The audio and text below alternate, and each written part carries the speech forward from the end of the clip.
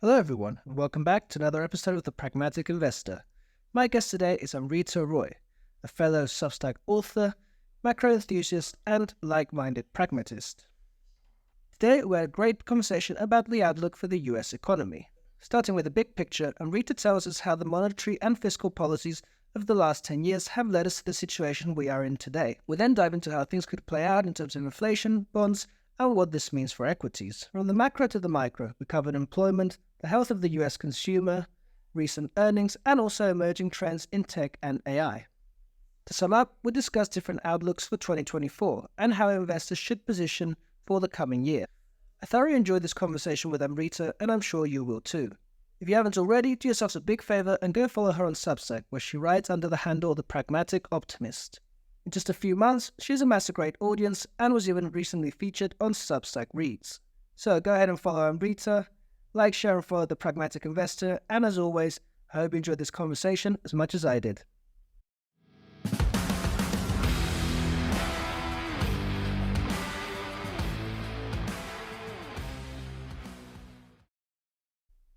All right, welcome to the show, Amrita Roy. Thank you so much for coming on. Of course, thanks for having me.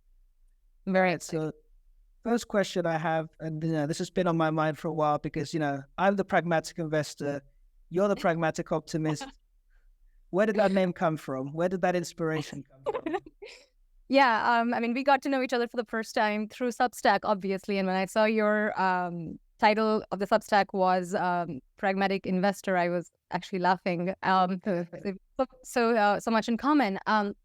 Pragmatic Optimist name came about because I am an optimist. I believe in the technological good and the forces that are shaping the narratives for this decade and longer. It has always done so. However, the pragmatic part comes in because I don't necessarily believe in just going in on the FOMO of chasing gains in bubbles, let's say, and that has been particularly the case for much of the past decade, where we have lived in artificially low interest rates, negative real yielding government debt, and that has caused a lot of bubbles, especially in names, in growth names. And while over the last maybe year or so, some of the bubbles have bursted, it's sort of like made me realize that, yes, I am an optimist. I look at the overall good of technology. I'm very excited by it. I think it's net positive, but at the same time, when it comes to investing, it is always important to have the macro overview or the macro overlay in perspective. Yeah, that makes sort of sense. Of course, macro, especially, like you say, in today's environment, definitely moves things a lot more. And, I think kind of a similar outlook to where I started. I had a background kind of in Austrian economics. So, that's always been like from the background of, everything's kind of very doomsday. But to me, the pragmatism comes in as well as saying, well, to an extent, yes, but also, like you say, we have had some very good, some very good performance in growth stocks. And, even though Peter Schiff has been talking about it for 20 years, we haven't quite had that collapse of the dollar yet, so there has to be some kind of merging, right, of reality and kind of, economic theory, because so far the doomsday scenario hasn't quite played out. I don't know, what is your kind of big level overview of the US, let's say, where it comes from and where it's arrived right now, where we're at? What's kind of your big picture analysis there? Sure. So I probably start by saying that we probably entered a brand new era of excessive Fed accommodation and artificially low interest rates starting after the 2008 financial crisis. Like that basically ushered in this new era where probably the long-term stability of the US dollar ultimately came into question where it is at now. So governments can borrow and it can issue debt as much as it wants. Like look at Japan, for example. But that system only works if inflation and interest rates are kept anchored. And that was primarily the case after 2008 financial crisis, because the QE that the Fed did, quantitative easing that the Fed did, which it does primarily by printing reserves, those reserves stay in the monetary system. They don't necessarily go out to create real economy money. And sure, QE creates asset price inflation, but it does not create real economic inflation as we are seeing today. Now, from 2008 till 2020, I mean, of course, there were markets ups and downs. Interest rates were super low. The Fed tried to increase the debt up until some point. They also tried to reduce their balance sheet until a repo crisis happened in 2019. Come to 2020, pandemic happens. And for the first time, this is, I think, the Fed and the government that joined forces like never before to save the U.S. economy out of a possibly very severe depression that could have taken place. And in a way, they succeeded.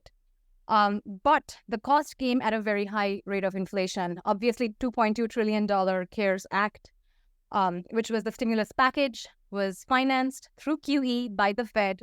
This package sent direct payments to Americans and unemployment extensions. And people's incomes went up. This raised incomes went into spending. It went into paying down debts. It went into buying financial assets.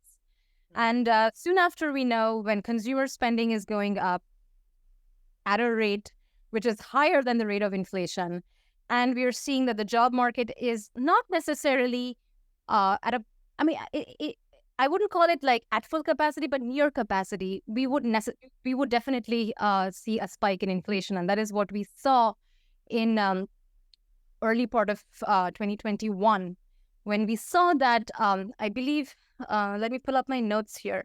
Yeah, we saw that core inflation had risen 4.5% and real GDP had risen 4.7%, which meant that nominal GDP was growing at 8%. Now, in an economy where 70% is consumer spending and the nominal GDP is 8%, there is no way on earth that your core inflation or your spending is going to be kept at 2.2% long term. There is no way.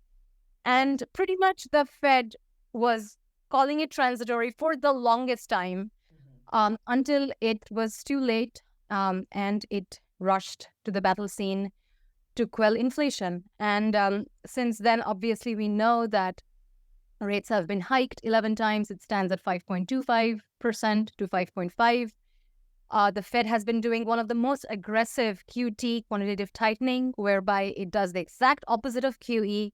It takes away reserves from the system, and thus it drains the system out of liquidity. And it has been doing that at a pace of $100 billion, if I'm correct. The Fed's asset size was at, I think, $8.5 trillion at the height of pandemic, and now it's at 7.58, so it has reduced quite a bit.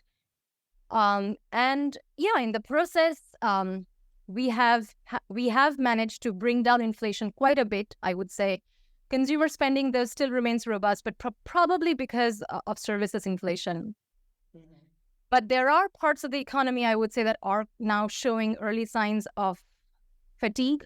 When I look at measures of production, when I look at measures of employment, when I look at measures of savings and debt, I think it's sort of at the tipping point right now, whereby we should see a slowdown in real terms, because I think the term slowdown has been said for a long time, yet we have not seen such a slowdown. And one of the biggest reasons was the excess savings that had accumulated during the pandemic of $2.1 trillion, which is now almost over. There is probably at most $190 billion left in excess savings. Maybe not. And it obviously has hurt the middle to lower income way more than it has hurt the higher and upper middle class, to be very honest. In fact, I don't even know if they're hurt as much looking at the data. But yeah, when I look at the overall picture of how fast savings have been drawn out, when I look at how fast debt interest payments as a percentage of personal disposable income is going up, I can say with a certain degree of confidence that yes, we are heading for a slowdown, and that is what the bond market is predicting. The bond market has inverted. It has been more than a year and a half. We have also seen mini banking crisis, the SVP collapse earlier in the year, which obviously has been tamed by Fed's easing programs. But yeah, I think where we are is that inflation remains higher than expected. It has come down. Consumer spending is showing signs of slowdown, though still remains robust. Whereas the other parts of the economy, the production side, the employment side, the savings debt side is seeing slowdown from the aggressive tightening that has happened in the U.S. And I can say this from a consumer standpoint. Of course, I can go into details about how the whole aggressive QT is probably fueling another layer of inflation on the government debt side, but I'll probably keep that for a later part of the conversation if you bring it up. Absolutely. Well, definitely a lot to unpack there. And obviously, you're very in touch with everything that's going on and very knowledgeable. I'm curious to know what your background is also. So could you please tell us a little bit about I read on your Substack that you speak 7 languages? Yeah, I do. I do speak 7 languages. And I have learned them all. Like, I haven't learned any recently. I am originally from India, so I speak Hindi and Bengali, which are my native languages. I'm from India, so obviously I speak English. I grew up for a good part of my childhood and into teenhood, high school and whatnot in Paris, so I speak French. Came to United States for college, and then went to Russia to study abroad to speak Russian, and then also worked in Turkey for 3 years, and as a result, I speak Turkish. So so most of my language learning probably happened sort of in my early 20s phase, and after that, there has been no new languages that has been learned. I think it's pretty much impossible to learn languages after that. It gets pretty hard. Yeah. I do enjoy learning, though I haven't had a real experience. I probably need to move to a different country where they speak a different language. But for now, nothing like that is on the horizon. And so what is your background in markets then? Sure. Actually, my background in markets is not very... I don't come from a traditional background in finance or economics. I have worked for a good chunk of my career in Silicon Valley in tech, in fintech companies specifically. And in 2020, I decided to change my career path, try something else. I have always been very curious and passively interested in the whole macroeconomics investing piece. I used to read blogs of Ray Dalio and whatnot, and it has always made me very curious, and it sort of wanted me to go deep down into the space. So in 2020, I actually left the United States, came to Canada, Vancouver, where I live now, and I started a fund. It's a family and friends fund, and the goal of the fund was to invest in companies that sort of stand at the core of the narratives or the secular forces that stand to shape the next 5 years or 10 years with a macro overlay. And that's what I've been doing over maybe 2.5 years. And I decided to start my Substack about 2 months ago to share my learnings on that journey. And also, I'm just deeply passionate about connecting the dots in macroeconomics, in investing, and sort of the evolving nature of technology trends, cultural trends, and how that shapes societies at large. And I connect the dots using data and frameworks to form the big picture, identify companies, and just improve the overall financial well-being. And that is the goal of the newsletter, and that's what I have been doing over the last 2 months. Awesome. Yeah, you can really tell in your writing that passion really coming through. And I've been enjoying your latest pieces. Now, I want to get back into the macro. We covered a lot before. I want to break it down a little bit. Maybe starting a little bit, talking about bonds and kind of the outlook there, especially since I'm sure you're familiar with the fact that yesterday we had that Treasury auction, which normally is kind of a non-event. This time it's made a lot of headlines, basically with that idea that the auction was kind of underbid, right? Sending the rates a little bit higher. What is kind of your look? Because the way I see it, we have a bit of a battle, right, going on right now with the Treasury kind of not wanting to pump the brakes at all on spending, while simultaneously actually we had Jerome Powell come out yesterday and obviously unrelenting in his hawkish tone, saying that the job isn't done yet. So what are your outlook? What's your outlook for bonds? Sure. Yeah, you've precisely stated that the Treasury is now going to slow its pace, and it won't.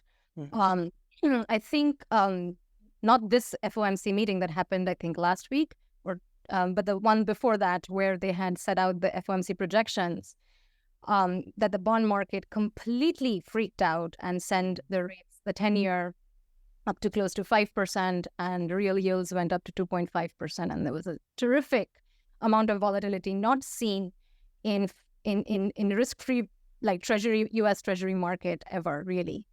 I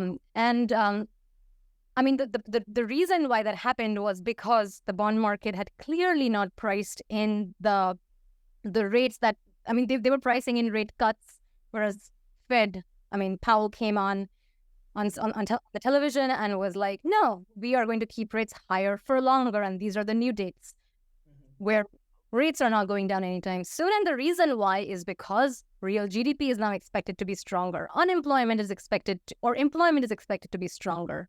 And inflation is not necessarily going up as per the Fed's projections. So as a result, the bond market had a meltdown. Obviously, the Fed currently is not accommodating. The Fed is not buying. The Fed is, in fact, selling. So it's a net seller. It is it's taking reserves from the system. It's draining liquidity. So the private sector has to absorb all the bonds. Also, central banks around the world are not necessarily buying the quantity that it used to buy in U.S. treasuries. And part of the reason could be also that the outlook for general inflation is just a little bit uncertain at this point, long-term inflation. So given the state that the Fed is not accommodating, the private sector with less liquidity has to accommodate all these, not accommodate, but absorb all these bonds that the Fed is issuing. There was just a supply-demand mismatch, I would say, whereby the auction happened and the private sector just wouldn't buy until rates, the yields sort of reached a point that matched their risk premia. So essentially what we saw was a spike in risk premia. The break-even inflation has sort of remained anchored. It is just the risk premia that is going up in the 10-year, primarily driven by the fact that there are so many more uncertainties regarding the long-term path of inflation that is coming about. In terms of since then, obviously, I think some of the things that had calmed the bond markets just slightly would be like a weaker unemployment report. So obviously, long-term, if economic indicators in general are coming in weaker than expected or sort of softer, we are going to see the long end come down a bit. So unemployment was one. One more thing was that I believe the Treasury had issued a statement saying that they actually borrowed or are projected to borrow slightly less in this last quarter. And they're more likely, and they have stated that the duration is not going to be on the longer end, but on the shorter end, which is net positive for liquidity because reverse repos will be used to soak that up. But I mean, look, at the end of the day, I think maybe short term there is probably a tradable bottom in the U.S. bonds, but long term the picture looks kind of nasty in the sense that we look at the federal deficit this year is $1.4 trillion. It is expected to double by 2033. The federal debt as a percentage of GDP is not expected to slow down. This essentially means more debt issued. And it is not going to slow because the government needs to pay for the military. Government needs to pay for the elderly. Government also needs to pay for the added interest expense that they're recurring from higher interest rates. So that just means to me that long-term yields are complicated. There's a general upward pressure up for yields to remain higher, unless, of course, there is some sort of a liquidity event that might transpire, which can happen very likely, where the Fed comes in and accommodates for some time. But I don't think that's a long-term solution anymore. And I'll be curious to see that as well, specifically given where we are, where inflation is higher than normal, and given that there's a liquidity event that happens because of the ongoing tightening, how possible Fed accommodation in the future is taken by markets. It's to be seen, in my opinion. Mm-hmm. Right, of course. And, typically it's when the Fed starts cutting rates that, we see that sell-off in markets. Now, of course, in the last few months, we've seen that very tight kind of negative correlation where, of course, high yields, lower stocks, that's been there for a while. Similar with the dollar, right? Higher dollar, obviously selling stocks further down. Now, the question is, though, moving forward, is I've heard people make the argument that, right, yields are going up so high that, eventually, that's the thing, right? The Fed is going to be forced to eventually buy, right? Which eventually is bullish for stocks. That's what some analysts see. They say, well, eventually when the yield gets 7, 8, in fact, you can kind of calculate it mathematically, right? Where eventually that debt burden gets, basically the US would be bankrupt, which, obviously we know it would never get bankrupt, right? Because we would just print. So some people actually take that as a bullish sign, right? They say, well, eventually we're going to have to print. Maybe inflation's going to go out of whack, but, maybe at least stocks will hold up.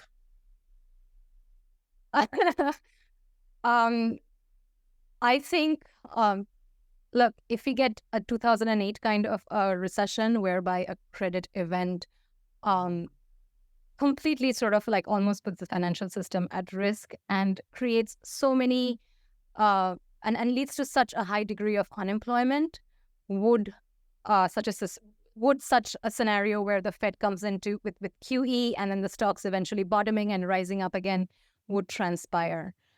The biggest phenomenon today that I think that we should know about is just like labor shortages is a structural issue.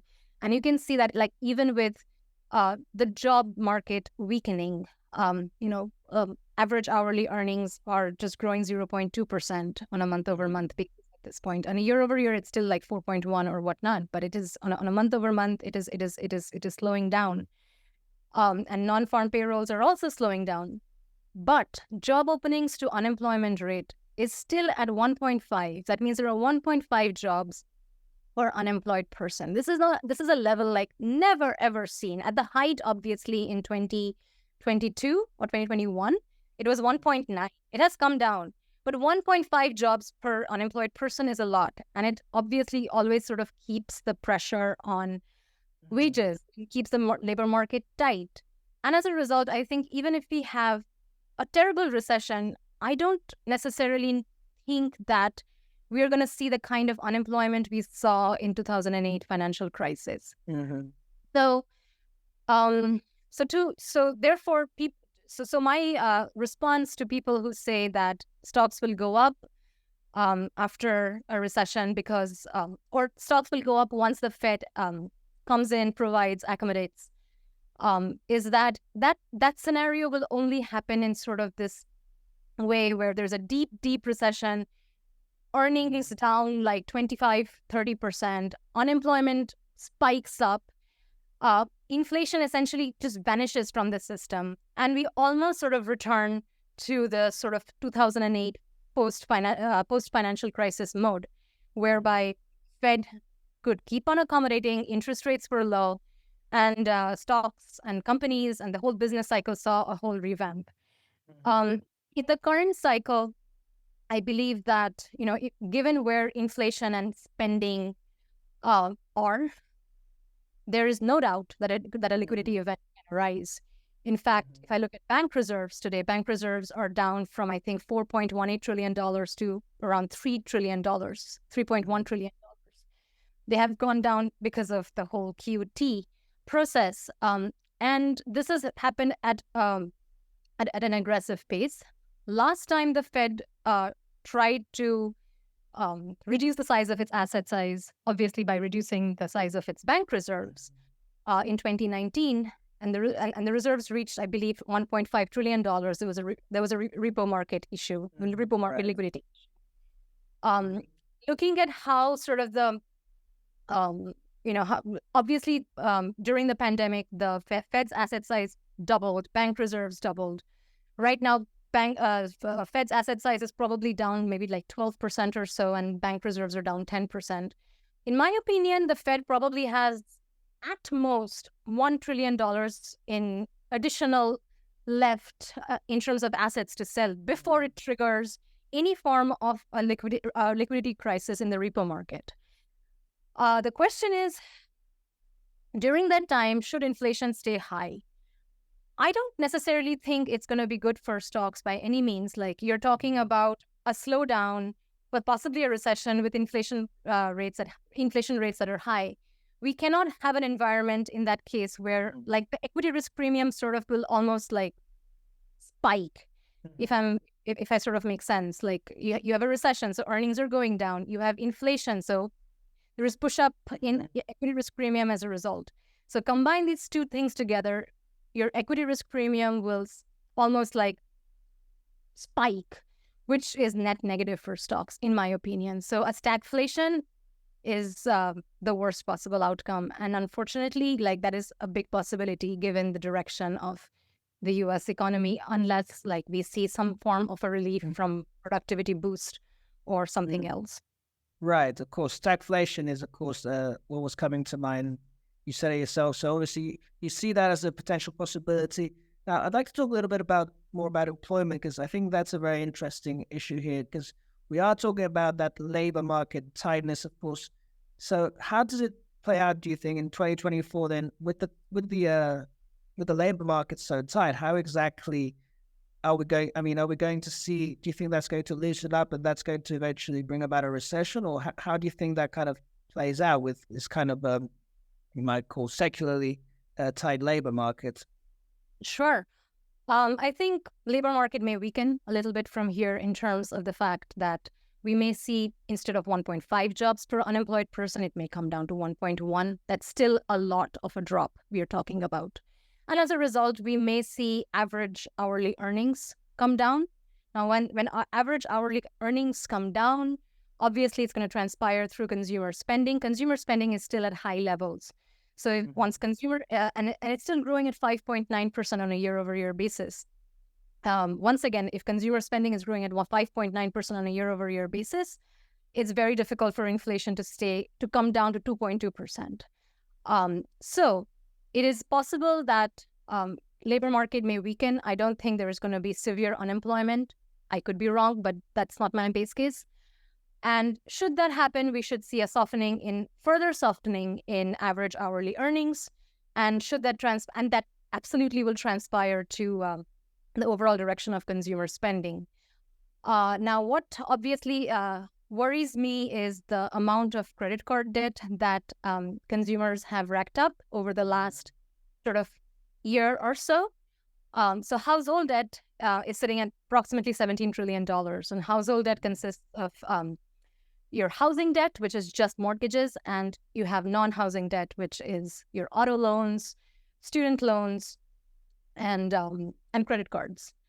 And the housing debt portion is 70% of all household debt. And that part looks fine at a high level. When I look at household debt as a percentage of personal, as a percentage of GDP, or as a percentage of personal income, or interest payments, it looks fine at a high level. What is worrisome is the pace at which non-housing debt as a percentage of personal disposable income is growing, and it is growing fast. It is currently at 8.5%. While income would probably need to drop maybe like 10 to 15% for it to sort of get to alarmingly high levels of like high level debt delinquencies and stuff. Yeah, it is. I think one of the ways in which a recession could transpire is through this, because credit card debts are at an all-time high, interest payments on the credit card debts are at an all-time high, and should labor market weaken from here through lower wages or lower increases in wages, it could further squeeze and cause loan delinquencies. And to add to that, we are currently seeing like banks, for example, adding to loan loss reserves. Even companies like Amex, American Express, are also adding to loan loss reserves. So it is definitely top of mind of companies where they see that consumers are spending, but should there be a weakness, there could be a uptick in consumer loan delinquency, which is not good and is just one more sort of ingredient to a bigger recession that may transpire. Yeah, absolutely. I mean, I've definitely seen a lot of charts, of course, rolling around through the internet and Twitter, talking about, very hard, credit card rates, all that kind of stuff. You also see a lot of charts kind of making different points, right? I saw one the other day which had a thing was credit card debt, but as a percentage of total deposits, right? Which was a lot lower. And I think, to that extent, if not preventing a recession, I've made the argument before that, because, of course, of all that excess liquidity built up throughout COVID, of course, this recession, which, obviously we had on the docket for the last year and a half, probably been delayed due to the fact that, of course, everyone is so flush with cash, consumers, corporations as well, of course, sitting on a ton of cash and now collecting a lot higher interest, which I believe is something you talked about in your last post, right? Mm-hmm. But you mentioned banks, and I wanted to touch on that real quick because, of course, we did get bank earnings 2 or 3 weeks ago. And, I made the point that, you see something like someone like JP Morgan, I believe they delivered a beat. So they're doing great. How can when that's basically, that's the Bank of America, right? Well, literally, obviously, we have a Bank of America. That's a different one. But, when you talk about bank earnings that are basically, the customer is basically the US consumer, the US corporations. When they're doing so well, how can we be talking about a weakening economy, right? Yeah, no, that's a very good question. So bank earnings were superb. They beat expectations on revenue and earnings. Um, their business is boosted obviously by the net interest income, in the sense that they are basically being able to charge higher on loans than they're paying out on deposits. So why shouldn't they be happy? On top of that, their personal banking is doing really well. But I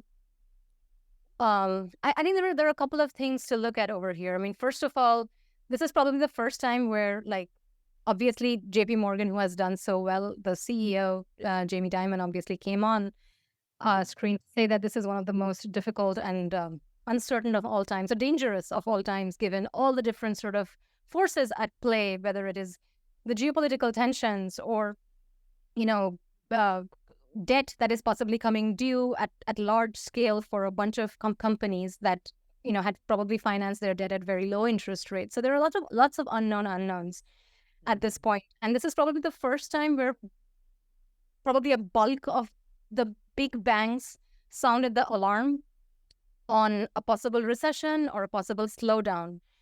One of the other things that they're all doing is again, like, they're increasing their loan loss reserves, as I said before. And apart from JP Morgan, pretty much all the big banks are also laying off their workers, as they are cutting costs. So it's, once again, like, to your point, like, it is showcasing that down the line, we are probably going to see much softer employment, not unemployment at levels we saw possibly in the last decade, because there are structural forces at play. But yeah, in general, I think the mood is sort of turning more optimistic. Sorry. The mood is turning more sort of cautious as we end the Q3 earnings into Q4, across big banks, possibly across, like, companies even like Meta, for example, or a lot of consumer spending specific companies, or logistics companies per se.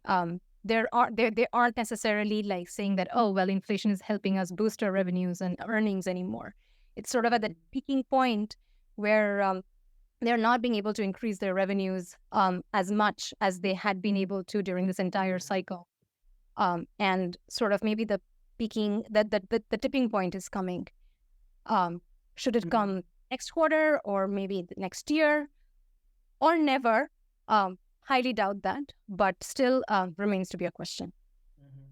Yeah, it's very interesting. Since you have a background in tech, I'm also curious what your thoughts are. If you could develop a bit more around the context, because, of course, a big theme in markets this year has also been that rise in the Magnificent Seven. There's big tech stocks. And, I've made the argument also that, yes, obviously they're a little bit overvalued, but at the same time, and maybe this is kind of part of the new world we're getting into, right? The bigger bet are getting bigger, and then see the small caps getting completely crushed. Also, perhaps because of the issues with this new kind of interest rate paradigm. So, what do you think about the big tech stocks? What's their outlook? And I guess my final question is AI going to save us all, or is it going to kill us? I don't know if it's going to save us all. At least I can't say that in the current, given my sort of very basic understanding of this very fast evolving space. I definitely think that there is going to be an explosion of growth in computing and machine learning models that is going to spearhead the movement in this space.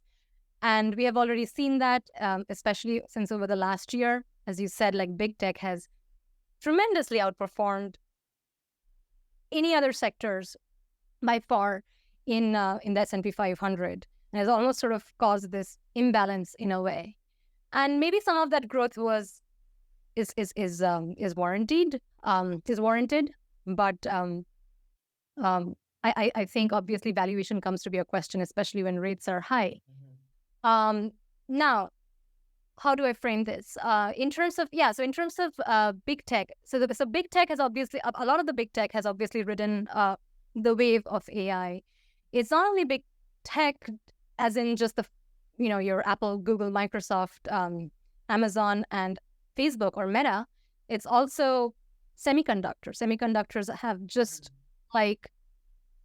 have exponentially grown this year. I mean, obviously you can see that with NVIDIA, or even with other chip manufacturers or chip designers per se. The way that I look at AI specifically is that there are companies that enable the movement of AI, and there are companies that stand to benefit from AI. And I look at the companies that enable the movement of AI. I would say that, semiconductors play a huge part, and obviously NVIDIA, AMD, they stand at the center of it. Would I buy them at current prices? Probably not, because if I look at NVIDIA per se, its forward PE is 28, but it is pricing in 170% earnings growth. Should that fail, the company is going to be hammered. So, and most importantly at this point, like similar to how I believe, I think the entire AI space is exciting from an innovation standpoint. I think in the public markets and possibly in the private markets to a certain degree, there's a lot of buzz in AI. Similar to how sort of the Web3 crypto space was in 2021. And maybe some of that buzz or the air has to come out of it, in my opinion. So semiconductors, I think long-term, great. Short-term, I don't see value in it, my opinion.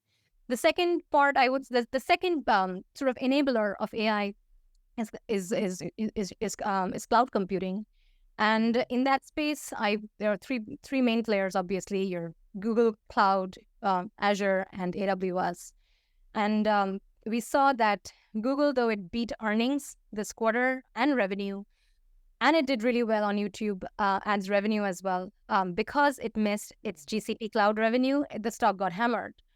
And I'm not exactly sure sort of, how it plans to spearhead its growth in GCP. Currently, where Google is trading, it's sort of almost trading at par with S&P 500 when it comes to its valuation, PE, forward PE, and its earnings growth. Right. But should S&P 500 contract in valuation, I believe that everything else equal in Google will also contract in value. Let's come to Microsoft. Microsoft has just been going at it every single earnings, beating expectations. That Microsoft stock and obviously its cloud revenue has beat expectations this quarter as well. And I think they are not projecting any kind of slowdown for next quarter as well, if I'm correct. I may be wrong on that. However, Microsoft, once again, similar to NVIDIA, but not nearly as crazy as NVIDIA, has a lot of optimism priced into the stock.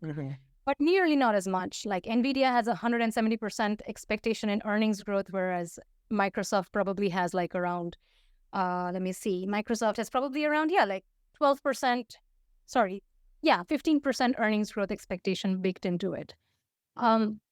So there's a lot less risk with Microsoft if you look at it from this angle, to invest in Microsoft versus an NVIDIA. On the other hand, I would say in the general space of big tech, companies like Apple has, apart from just its iPhone, every single hardware product probably saw a decline in sales this quarter. And the services revenue obviously did well, but the company is currently trading at an insanely at a non-reasonable valuation given its earnings and revenue growth projections. So almost like investors are piling or still believing in Apple because it has got such a massive pile of cash sitting in.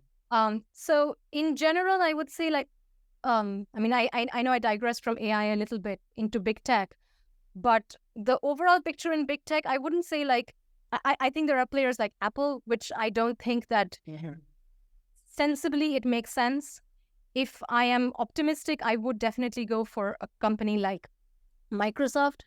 I know that Meta has sounded the alarm on ad revenue going down possibly next year, but there is still a possibility for Meta to go up if it continues to drive the growth that it is currently and sort of keeping its spend down. Though that's difficult for its long-term vision with the whole Meta Labs situation.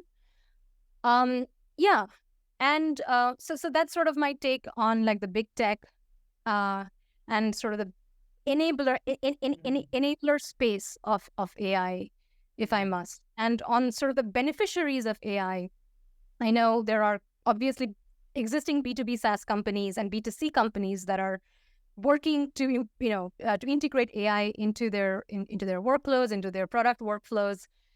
The space has been confusing because these stocks were were the pandemic winners per se, and they necessarily have not reached or created new all-time highs. So it is a difficult space because once again, like these companies are not cheap. There's a lot of optimism baked into it. And then there are obviously like your native AI companies. A lot of them are private at this point. And while VC space in this, VC funding in this space is pretty, like overall is still kind of like subdued. I think there are companies that are proving their worth and are racking up their valuation pretty fast and pretty aggressively. So yeah, that's my take on like sort of the AI space from a company standpoint in terms of whether it will create long-term value. I think, yes. I mean, I think we need, I think it is the much necessary sort of the next wave of innovation that is coming our way, and it is taking place, and it is going to increase productivity, and it is going to change the way we work, and it's going to change sort of the jobs that are there today. And I am optimistic about it. I think the AI regulation space is an interesting one to watch, especially since it is such, such a powerful system at a different level. But yeah, so that's sort of my take on AI and big tech earnings, if that sort of answered your question. Yeah, absolutely. I think you make a lot of good points there and talk about basically that balancing act, right? I mean, you get all this emotion and, the market likes to be forward looking and pricing in the future. Obviously, oftentimes it's just how it works, right? The market gets ahead of itself and, prices in a little bit too much optimism perhaps and not enough pragmatism. Exactly. You said it correctly. Yeah. And in terms of the AI, I mean, this isn't something that I've touched on a lot, but yeah, I think that, there's definitely the possibility there, right, that it's going to be from a more sort of long-term macro perspective, right, something akin to what we saw maybe throughout the, early 90s, and then with the invention of, the proliferation of the internet, and to an extent, that increase in productivity, and to a certain extent, kind of that led to a price deflation in a sense, right? Yeah, 100%. I think there is a lot of consumer surplus when it comes to AI. And as a result, there companies that are going to embrace AI are definitely going to be the winners. And we might actually see a lot of creative destruction over the course of the next 5 to 10 years or whatever given span of time for companies that actually failed to innovate at the speed that it needed to and that it needed to innovate at in order to like maximize its cost, improve or improve its cost structure. So I think and there are a lot of unknowns in the space, but whatever is out there at a very early level is very exciting for sure. Absolutely. Now let's try and zoom into not 2034, but maybe more 2024. And let's get into some kind of actionable advice. What do you think, in terms of positioning and trends? How do you see things playing out for 2024? Maybe in more practical terms, how do you think investors should be prepared / positioned for that? Sure. So there are multiple economic scenarios that can play out. The one that we are currently in is where we have growth and where inflation is still above trend. And so that this is the status quo, let's call it. We have the second scenario where you have productivity acceleration, whereby you would see that you have economic growth, not terrific levels, but economic growth. You will also see inflation coming down. And this probably is like sort of your post-2008 era, similar kind of a scenario.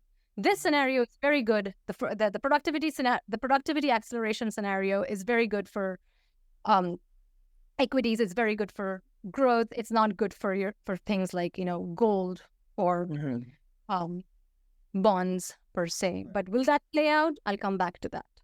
The third possible scenario is that we have higher for longer. We again see some form of an inflation outburst, but it's mostly going to be commodity based if it happens.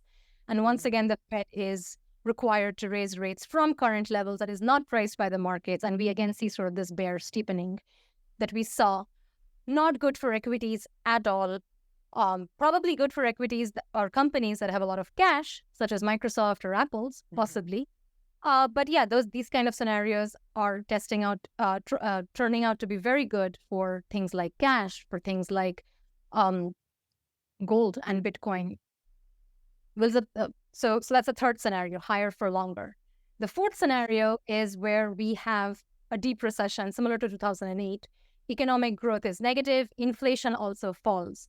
In the immediate term, it's bad for pretty much everything. Obviously, you have your recession-proof stocks, you have gold, you have bonds, possibly Bitcoin, which may outperform, but that remains to be seen. And the final scenario is stagflation, which is the most undesired, but actually a pretty possible outcome. And during stagflation, we will see economic growth is negative, but inflation is still higher than normal. This is very bad for equities. This is good for cash, good for bonds, very good for gold and Bitcoin. Now, out of the 5 scenarios, status quo, productivity acceleration, higher for longer, deep recession, stagflation, where do I think we are most likely going to land? I think we are most likely going to land. We are probably going to just cruise around in sort of the status quo area where we have not much of a growth and inflation still sort of remains above trend a bit, to possibly stagflation, where ultimately the economy goes into a recession, but inflation still remains high. And in both the scenarios, unfortunately, I think I wish I could say let's go all in on growth. That's not the case, unfortunately. I think in this scenario, I would say that, well, cash is currently yielding close to 5% in money market funds. That's a great option. Number 2, I would say gold. Gold historically is an inflation hedge. It is scarce. It is essentially money, whereby we are seeing increasingly over time that the fiat world, the reserve world of dollar is coming under question. I don't think that the dollar world is going to end anytime soon because the network effects are that big. And the third piece is Bitcoin. And Bitcoin, as you have seen this year, has gone up 104%. It has outperformed everything. Probably not NVIDIA and stuff like that, but it has outperformed S&P 500, cash, bonds, commodities. And and I feel like as the economy sort of becomes I think these are the sort of the core things that are driving the narratives at this point. The economy is swinging from soft landing to hard landing scenario constantly. So investors are getting jittery about how to protect their wealth and how to hedge against inflation. Investors and people in general are also probably coming to terms with the fact that inflation is probably going to remain high for the foreseeable future. May not hyperinflation, may not be a very high rate of inflation, but inflation is not going to go back down to where it was in the 2008 post-financial era period.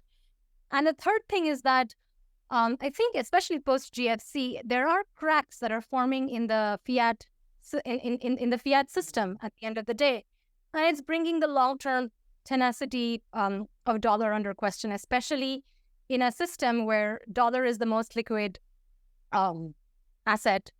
It is obviously used for all or most of the global transactions. It is relatively scarce, yet now dollar is at a risk of getting devalued as government debt deficit sort of spirals up from here, and that is the truth.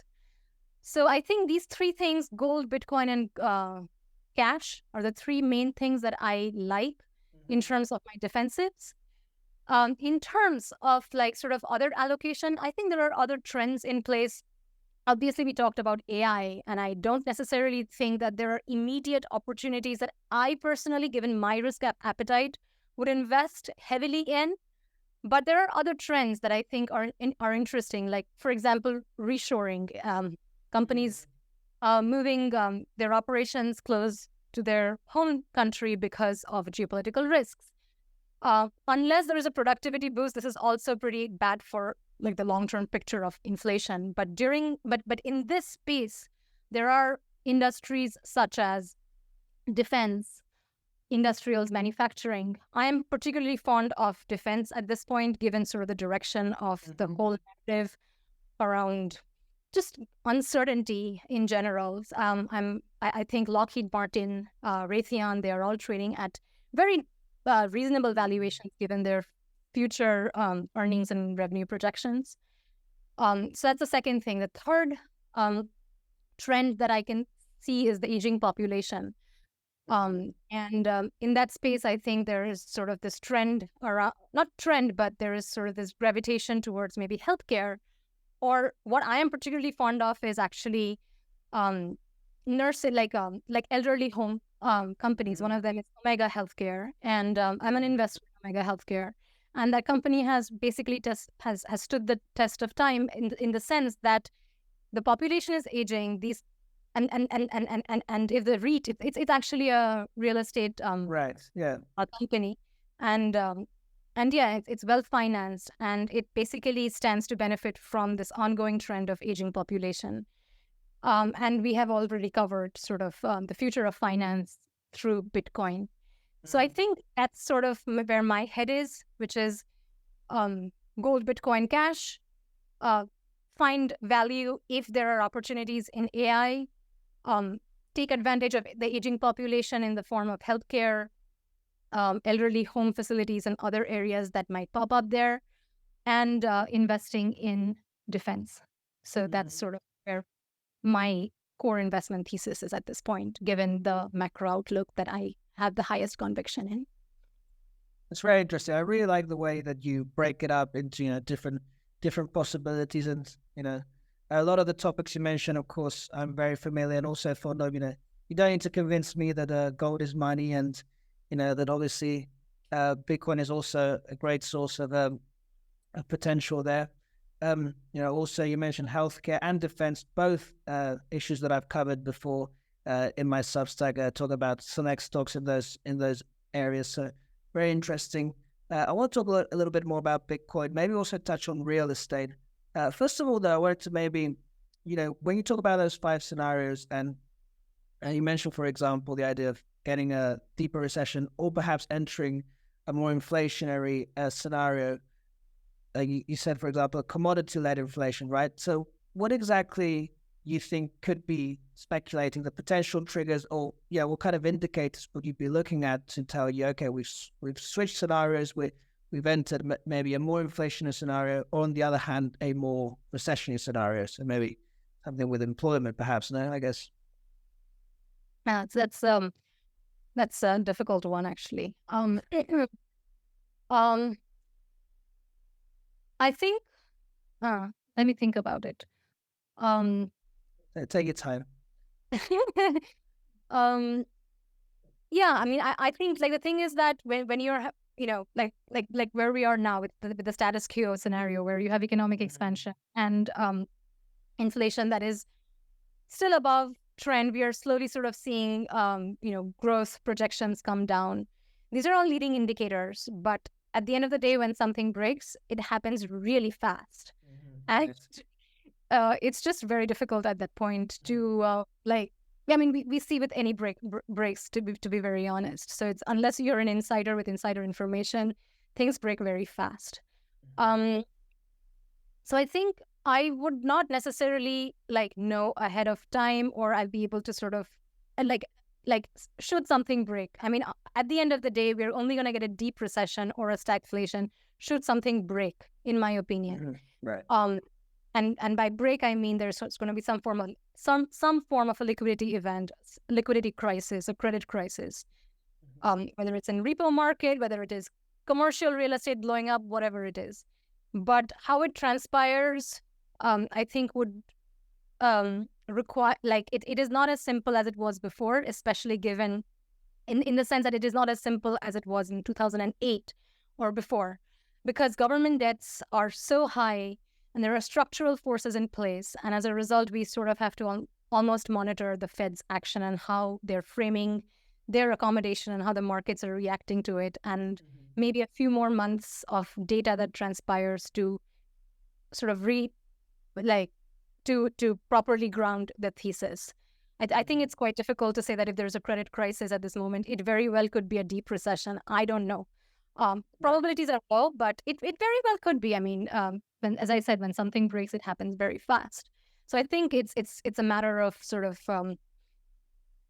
taking a step back, not trying to like rush and participate in whatever upturns or downturns, short or long. Just wait to see how the Fed frames it, see how the market reacts, and wait for the next level of data to confirm your thesis. Absolutely. Great answer. Obviously, that was almost an impossible question. I mean, macroeconomics, there's some forecasting there, but I think, obviously, kind of like Ray Dalio talks about in his book, right? Preparing, having a good balanced portfolio is about basically being open to all the possibilities because, at the end of the day, it's possible to predict the future. Now, I did want to get a little bit more into Bitcoin. Obviously, it's something that I hold quite near and dear. I've talked a lot about Bitcoin in the past. So first of all, what are your thoughts of Bitcoin in general? Obviously, I always like to ask, are you the kind of person who kind of sees Bitcoin as digital gold? And also, secondly, I wanted to talk a little bit about the outlook for Bitcoin as well, because there's also kind of, from a macro perspective, there's kind of two kind of sides, right? Some people, and Bitcoin has in the past traded more like a risk asset. So the idea that Bitcoin would perform well in like more of a deflation scenario, with higher growth. Or do you also see it as possibly, you mentioned before, more of a hedge against inflation? Mm-hmm. Yeah, no, that's a great question. So Bitcoin is obviously up. It has outperformed S&P 500. It has outperformed cash, bonds, gold, commodities. To your point, like earlier, probably in 2020 or 2021, when Bitcoin was rising fast and it probably touched $63,000 or more, there was the idea that Bitcoin is like going to move in line with the 10-year bond.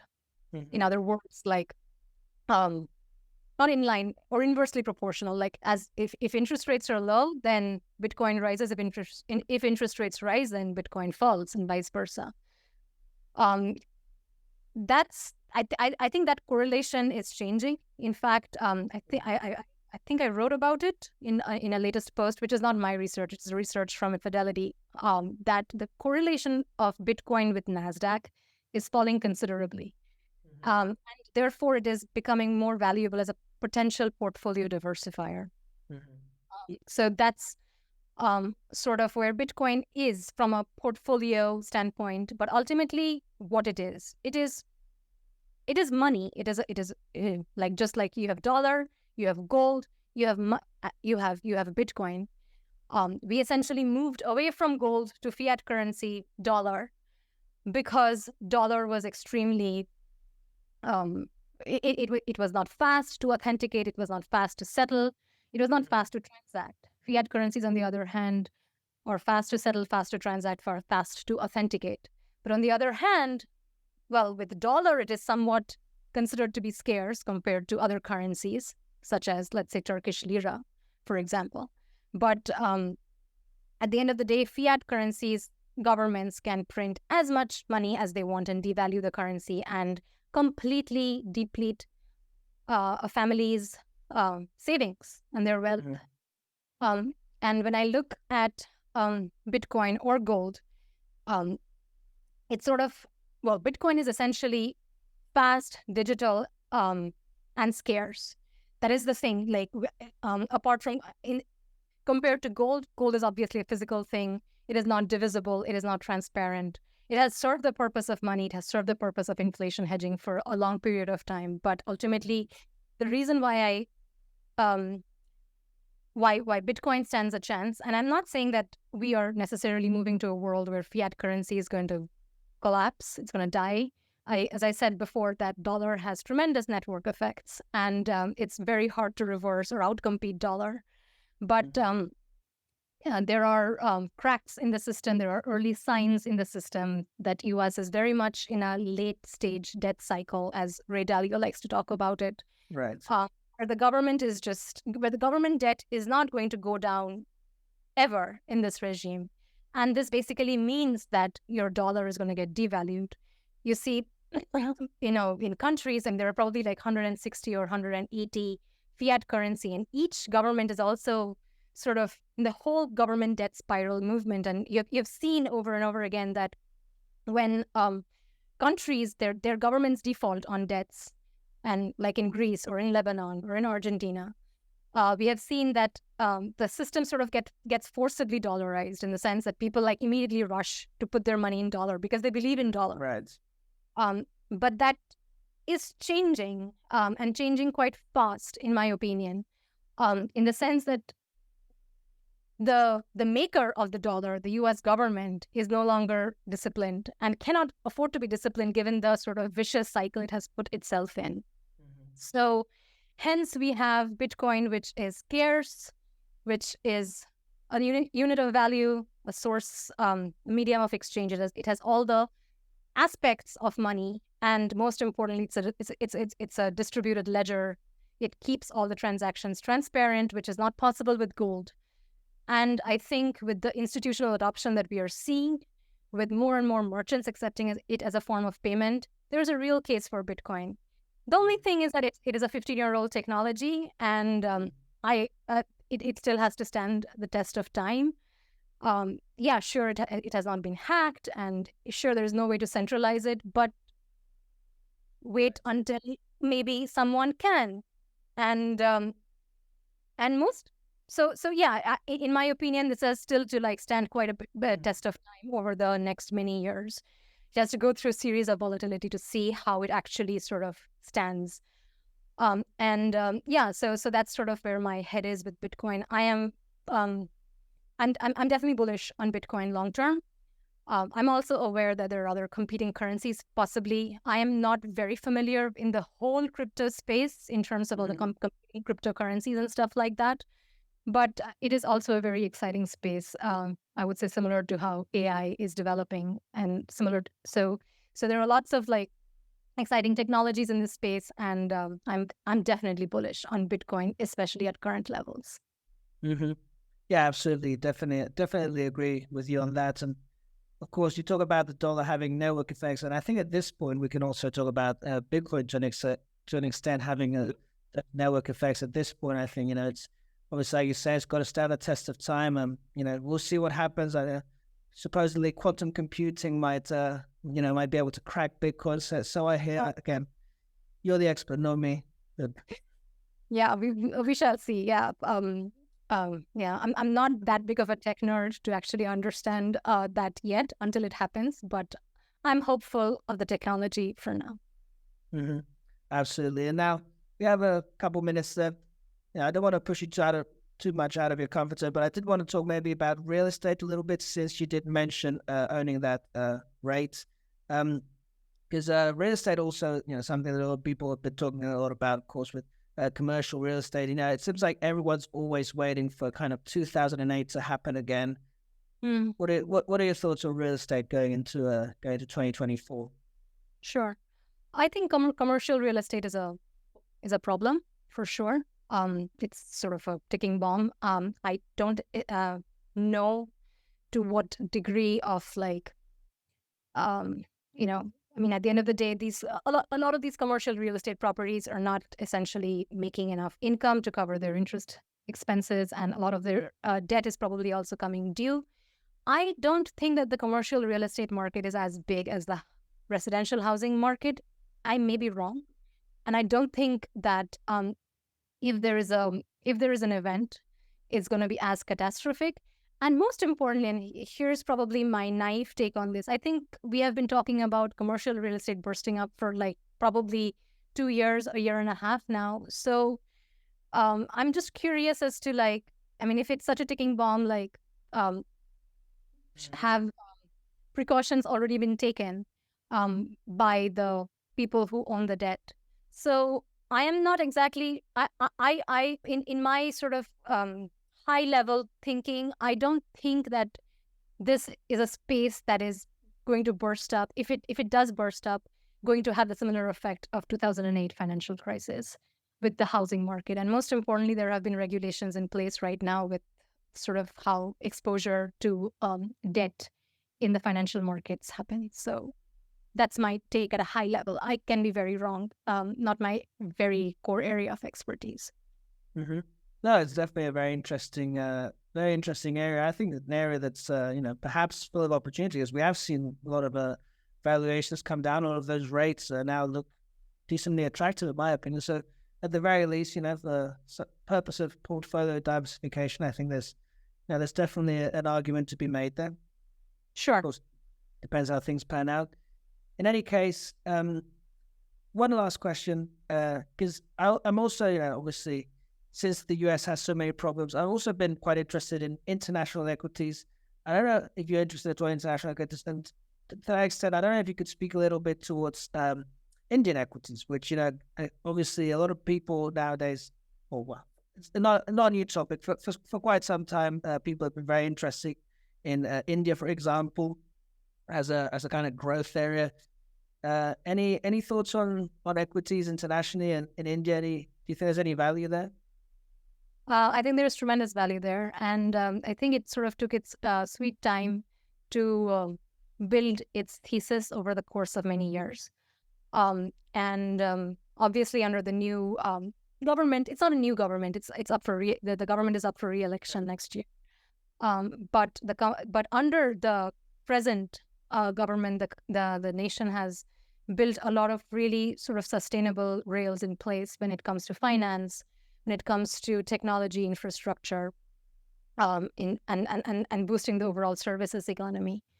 And the main sort of spike in the Indian equities, I think, surfaced after the pandemic. That is one. Now, obviously, there have been headlines about how certain companies have over-levered, and there have been candidates for short selling, like Adani, for example. But I think overall, the Indian equity markets have gone up pretty tremendously. I see long-term opportunity in India should sort of the tailwinds that are driving India at this point continue. Like a lot of countries at this point are moving their manufacturing base away from China to India, as an example, because there's less geopolitical risk compared to China, for example. Mm-hmm. I think the election next year is also going to be pretty uncertain for the stock market as well. I am not an active investor in the Indian stock market. It is an area, to be very honest, that I have to myself study a little bit more in order to gain more conviction in terms of the companies. But I do see that in terms of emerging economies, that is a country which has got a robust financial market. It has got a young population in place. It has got the young population wants to spend. They're making good money. Employment is strong. New businesses are coming up. Venture capital spending is strong. So there are lots of very similar forces, like how we saw probably in the United States in probably the 1970s, or even 1980s era. So yeah, I think there are lots of tailwinds. I don't necessarily would know how to comment on the valuation space. I would probably need to study it up a little bit more, and we can talk about it at more detail probably the next time. Absolutely. And there's also a lot of gold in India. So, if shit does hit the fan, always exactly. Good. Exactly. Yeah, that's a very good point. Yeah, the central bank has been buying up a lot of gold just in case they have to stabilize their currency. Yeah, so there are a lot of smart people, obviously, and people who are committed to building in India at this point, instead of people who want to leave India, which had been the case until probably 10 years ago. So younger generation wants to live in India. They want to build in India. They want to work in India. They want to spend in India. So yeah, and investments are growing. From an individual, as I said, sector or company standpoint, I would not know very much to talk about in specific detail. Awesome. Well, I really appreciate you taking the time to come on the show and talk to us. Where can we find? Where can we send people on the internet to find you? You can send them to my newsletter, The Pragmatic Optimist. Awesome. By the way, I'm actually reading Pragmatic Capitalism right now. I'm not sure if you're familiar with that one. I am not. What is that? It's a book. Okay. I forget who the author is now. It's just a very kind of pretty basic kind of macro book, but I thought I'd better read it. Given the name, right? It's quite interesting. Just kind of basic, but pretty good. Okay. I'll definitely check it out to see what it is about. I'm all for pragmatic everything. Things need to be built with practicality and long-term view. So Absolutely. All right. Well, thanks again for coming, and hope we can do this again sometime. absolutely. Yeah, it's been a pleasure. Thanks so much. All right. Looking forward to it.